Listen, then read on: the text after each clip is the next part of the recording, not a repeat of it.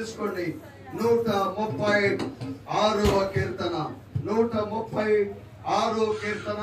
యెహోవా దయాళుడు, ఆయనకు కృతజ్ఞతాస్తుతులు చెల్లించుడి. దేవాది దేవునికి కృతజ్ఞతాస్తుతులు చెల్లించుడి. ప్రభువులకు కృతజ్ఞతాస్తుతులు చెల్లించుడి. ఆయన ఒక్కడే మహత్కార్యములు చేయువాడు. తన జ్ఞానం చేత ఆయన ఆకాశమును కలగజేశాను.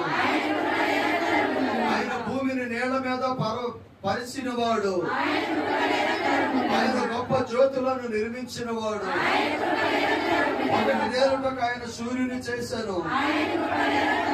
రాత్రి వేలుటకు ఆయన చంద్ర నక్షత్రములను చేశాను.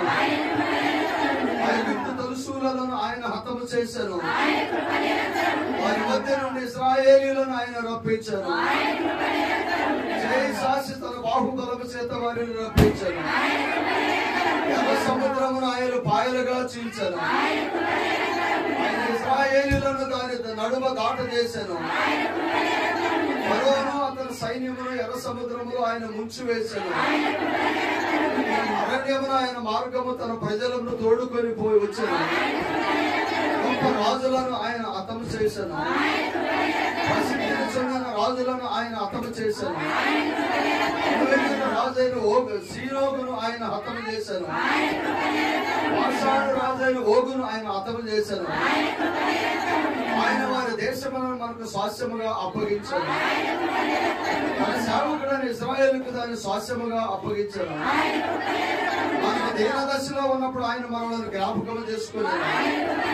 మన శత్రువుల చేతుల నుండి ఆయన మనం విడిపించాడు. సమస్త జీవులకు ఆయన ఆహారం ఇచ్చుస్తున్నాడు. ఆకాశమందు దేవునికి కృతజ్ఞతాస్తుతులు చెల్లించుడి. 4వ సంవత్సరానికి ఆయన మనకి ఇచ్చిన వాగ్దానం అది తప్పక నెరవేరుతుంది.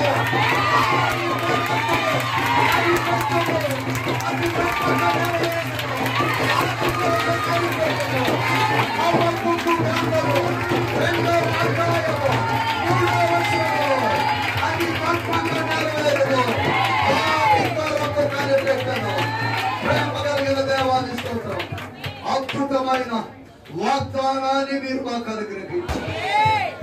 నీ కృప తోడుగా వచ్చారు. ఇక్కడ ఉన్న బిడ్డలకు నాయన ఈ వాగ్దానాన్ని స్వతంత్రిస్తూ ఉన్నారు. సంఘానికి వాగ్దానాన్ని స్వతంత్రిస్తున్నారు.